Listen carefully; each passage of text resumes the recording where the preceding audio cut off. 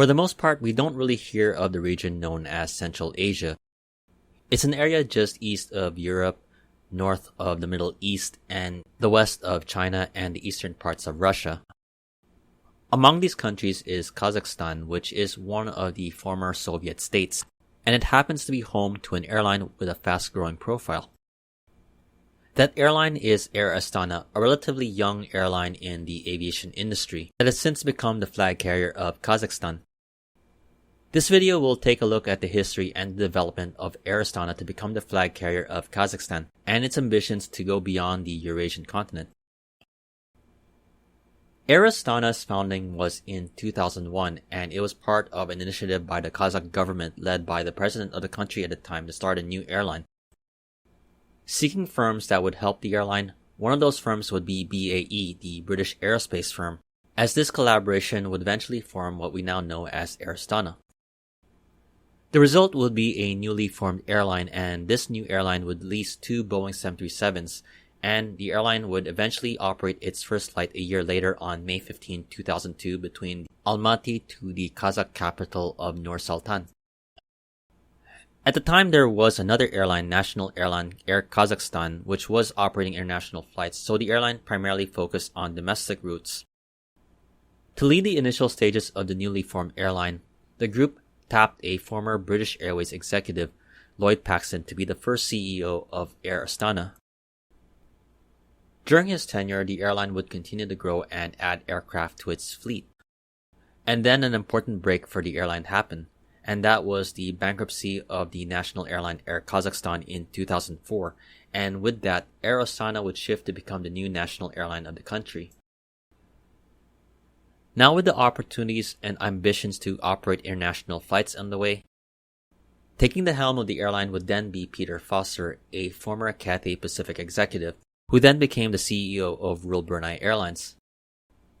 Upon taking the helm of the airline would then begin looking outbound for international flights into the 2010s as Air Astana began operating flights to areas in Central Asia, parts of Europe, and Russia along with the Middle East.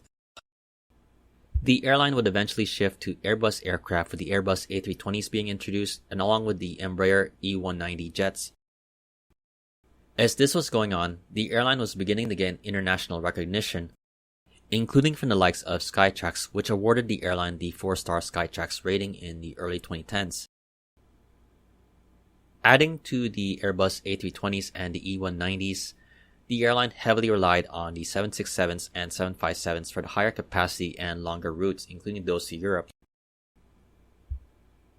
In recent years, the airline has made headlines for some of its aircraft orders and its decision-making. In 2012, the airline placed orders for 3 Boeing 787 Dreamliners with ambitions for long-haul flights, and the expected delivery was originally scheduled for 2017. So far, they have not been delivered, which I will actually discuss later on in this video. Continuing its orders, the airline would shift to more Airbus jets with designing for more Airbus A321neos. As the airline continued its growth well into the 2010s, in 2019, it made a major move to form a new budget airline brand, Fly Aristan, and also announced the intent to purchase up to 30 Boeing 737 MAX jets. According to the airline saw the opportunity to serve those who have never flown domestically in the region. And this market with Air Astana has been growing. Since its initial start in 2002, Air Astana's passenger traffic numbers annually has seen a growth from 160,000 in 2002 to around 5 million annually. At present, Air Astana is a joint venture between the Kazakh government through the Sovereign Fund, along with BAE, with the majority holder being Kazakh Sovereign National Fund. The airline operates a fleet of around 34 aircraft, including Airbus A320 and A321neos, along with the Embraer E190 E2s. Along with the A321neos, the airline also operates the longer-range version of the A321s, though the highest capacity aircraft on the fleet is the 767-300 extended range aircraft. While remaining strong on its domestic network, its international network has grown to parts of Southeast Asia and Europe, including cities such as Hong Kong, Kuala Lumpur, Bangkok, Frankfurt, Amsterdam, Paris, and London.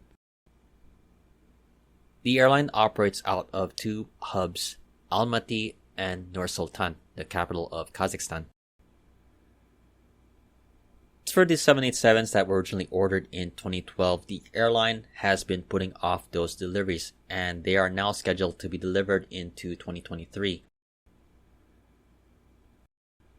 Air Astana seems to be a bright spot in a relatively quiet area of the world, and this growth has been done without the need for asking much government subsidies for domestic and international flights. In an interview with Aviation Week, Foster stated, quote, "Air Astana is not and never has been subsidized airline in any way, as we believe that subsidies distort the way an airline operates, both internally and externally." This is not really a statement you would expect to hear from an airline that is mostly state-owned.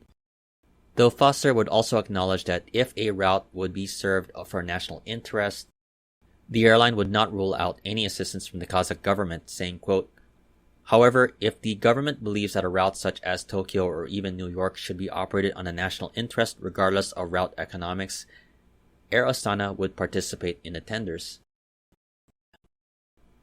Beyond the present, Air Astana has some good opportunities looking ahead for it, including having the same advantage of being in a geographic location for connecting options such as with the advantage that the Middle Eastern airlines have.